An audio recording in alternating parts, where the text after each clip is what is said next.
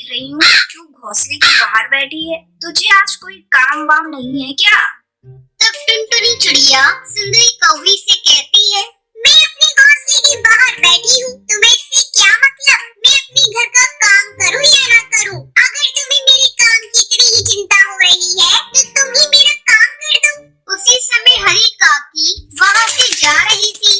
वो टुनटुनी चिड़िया की बात सुनकर रुक जाती है और टुनटुनी चिड़िया से कहती है, इस टुनटुनी से तो बात ही करना बेकार है, सबकी नाक में दम कर रखा है। ठीक कहते हैं सब, तुम्हें झगड़ालू चिड़िया। सुंदरी कौवी तुम इससे बात मत करो। इतना कहकर वो दोनों को अलग करती है और वहाँ से चली जाती है। सुंदरी कौवी टुनटुनी चिड़िया से कुछ नहीं कहती। वो मन बना लेती है कि वो टुन्नू चिड़ा से इसकी शिकायत करेगी। शाम को जब टुन्नू चिड़ा घोंसले में लौटता है तो सुंदरी कौवी टुनटुनी चिड़िया की शिकायत उससे करती है। टुन्नू चिड़ा टुनटुनी चिड़िया के पास जाकर उससे कहता है, टुनटुनी, तुम पड़ोसी पक्षियों से झगड़ा क्यों करती हो? मैं तो दिन भर काम पर रहता हूँ, तुम इस घोंसले में अकेली रहती हो। अगर तुम इसी तरह सबसे झगड़ोगी तो कौन तुम्हारे सुख दुख में साथ देगा? हाँ, सब मुझे झगड़ालू कहते हैं। अब तुम भी मुझे झगड़ालू कह लो। अब मैं तुम्हारे साथ एक पल नहीं रहूंगी। मैं अपने मायके जा रही हूँ। इतना कहकर टुनटुनी चिड़िया अपने मायके चली जाती है। मायके में आए हुए से काफी दिन गुजर जाते हैं। तब एक दिन टुनटुनी चिड़िया की माँ टूनी चिड़िया उससे कहती है, टुनटुनी बेटा, तुम्हें आए हुए यहाँ काफी दिन हो गए। वहाँ टुन्नू चिड़िया को काफी परेशानी हो रही होगी। माँ, मैं तुम्हारे ऊपर बोझ हो गई हूँ क्या? मैं कल से ही जाकर काम करना शुरू कर देती हूँ। तुम्हारे लिए तो भैया और भाभी ही सब कुछ है। अगर तुम कहोगी तो मैं यहाँ से आज ही चली जाऊंगी। अरे टुनटुनी, तू इस तरह मुझसे बात क्यों कर रही है? माँ, तुम ही तो ऐसा बोल रही हो। अब मैं यहाँ से भी हमेशा के लिए चली जाऊंगी। इतना कहकर टुनटुनी अपनी माँ से भी झगड़ा करने लगती है। तभी टुनटुनी चिड़िया की भाभी वहाँ आकर उसे समझाती है, टुनटुनी चिड़िया, जब तू शादी से पहले यहाँ थी तब झगड़ा करती थी तो कोई बात नहीं थी, लेकिन अब तुम्हारी शादी हो चुकी है। बात बात पर सबसे झगड़ा करके घर से कब तक भागोगी?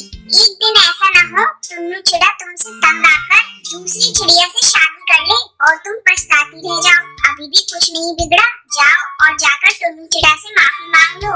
अपनी भाभी की बातें सुनकर टुनटुनी चिड़िया को अपनी गलती का एहसास होता है।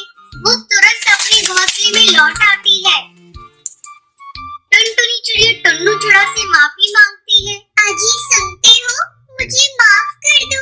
आगे से मैं किसी से झगड़ा नहीं करूंगी। टुन्नू उसे माफ कर देता है क्योंकि टुनटुनी को अपनी गलती का एहसास हो गया था। फिर वो दोनों एक साथ खुशी खुशी रहने लगते हैं।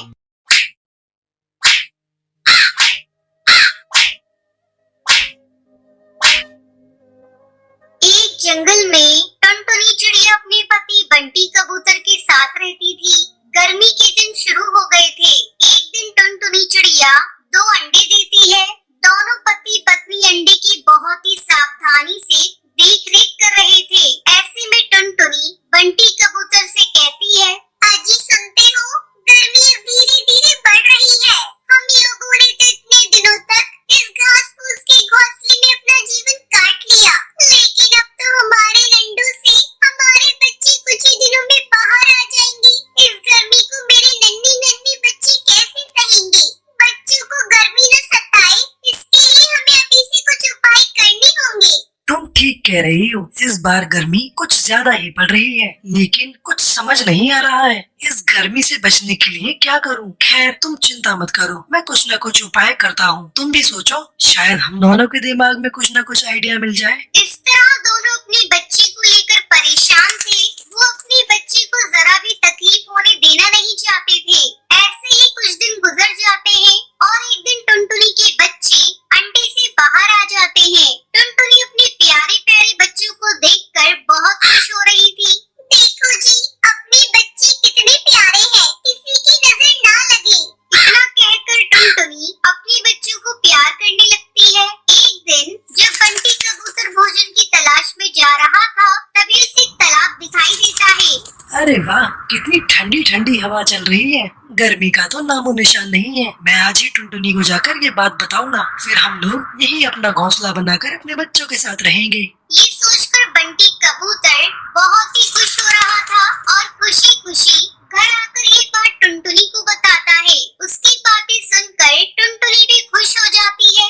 ठीक है जी, मैं कल ही आपके साथ उस जगह को देखने जाऊंगी। अगले दिन टुनटुनी चिड़िया बंटी कबूतर के साथ उस तालाब पर जाती है। वो इधर उधर देखती है। आपने बिल्कुल ठीक कहा था जी, यहाँ पर तो बहुत ही ठंडक है। तभी टुनटुनी की नजर तालाब के पास पड़ी मिट्टी पर जाती है। वो खुशी से चिल्लाकर कहती है, इधर देखो जी, यहाँ कितनी सारी मिट्टी पड़ी है। तुम्हें पता है मिट्टी का घर कितना ठंडक देता है? गर्मी में हम इसी मिट्टी से अपना मटका घर बनाएंगे। उसकी ये बातें सुनकर बंटी कबूतर कहता है, अरे टुनटुनी, तुम्हारे दिमाग का तो कोई जवाब नहीं। तुम्हारा आइडिया तो बहुत अच्छा है। फिर दोनों मिलकर अपना मटका घर बनाते हैं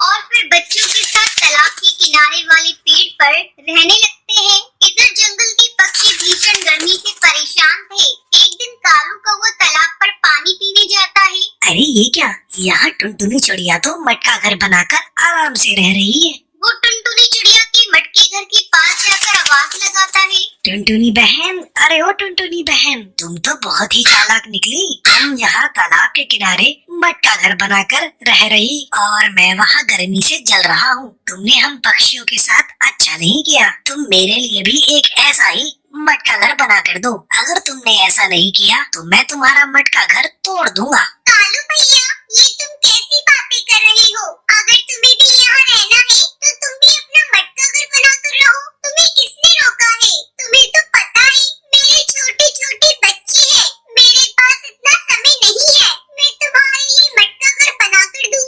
तू कान खोल कर सुन ले चिड़िया, अगर तूने मेरा मटका घर नहीं बनाया तो इसका अंजाम तू भुगतने के लिए तैयार रहना। तुम्हें तो पता है मैं कितना खतरनाक हूँ। कोई भी मेरे काम को करने से मना करता है तो मैं उसका नामो निशान मिटा देता हूँ। अभी तो मैं जा रहा हूँ, 2 दिनों बाद आऊंगा। उस समय मेरा मटका घर तैयार मिलना चाहिए। इतना कहकर कालू कौवा वहाँ से चला जाता है। क्या करूँ कुछ समझ में नहीं आ रहा है। लगता है मुझे अब कालू कौवे का मटका घर बनाना ही पड़ेगा। अब टुनटुनी चिड़िया धीरे धीरे मिट्टी इकट्ठा करती है और कालू के लिए एक मटका घर बनाती है।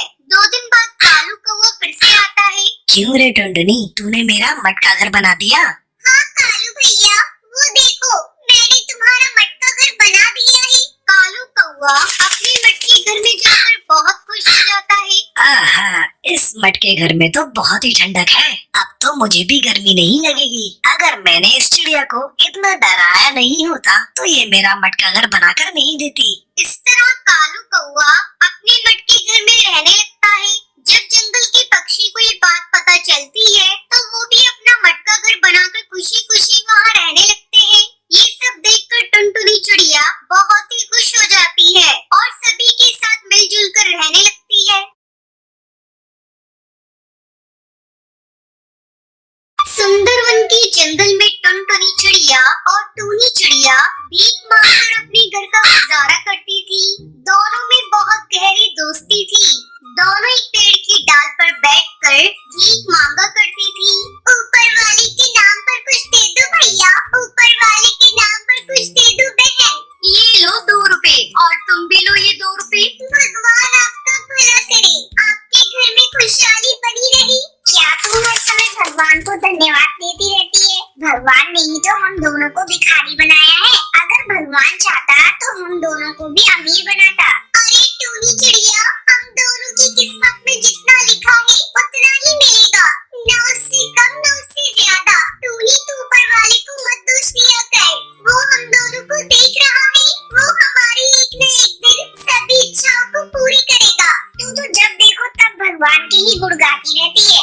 इसी तरह दिन कटते रहते हैं। एक दिन हरी तोती अपनी पोते के साथ आती है।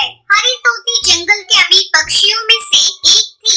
वो टुनटुनी चिड़िया और टूनी चिड़िया से कहती है, देखो आज मैं अपने पोते के साथ यहाँ आई हूँ। आज उसका जन्मदिन है। आज मैं तुम दोनों को कुछ देना चाहती हूँ। जो तुम मुझसे मांगोगी मैं वो तुम्हें दे दूंगी।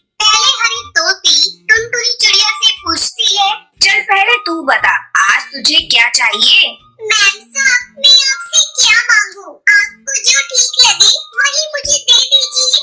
अच्छा तो ये ले, मेरी तरफ से 500 रुपए का नोट। भगवान आपके पोते को लंबी उम्र दे। फिर वो टूनी चिड़िया से पूछती है। अब तू बता तुझे क्या चाहिए? अरे जाओ मैम साहब यहाँ से, मैं जो मांगूंगी वो तुम क्या दे सकती हो? हाँ तुम मांग कर तो देखो, आज मेरे पोते का जन्मदिन है, आज मैं तुझे उदास नहीं होने दूंगी। तो ठीक है, क्या तुम मुझे 1 करोड़ रुपए दे सकती हो? हाँ ये ले 1 करोड़ रुपए की लॉटरी की टिकट। अगर तेरी किस्मत में ये 1 करोड़ रुपए होंगे तो तुझे ये इनाम जरूर मिलेगा। मैम साहब, मैं इन कागज के टुकड़ों को लेकर क्या करूंगी? मेरी किस्मत में करोड़पति बनना कहाँ लिखा है?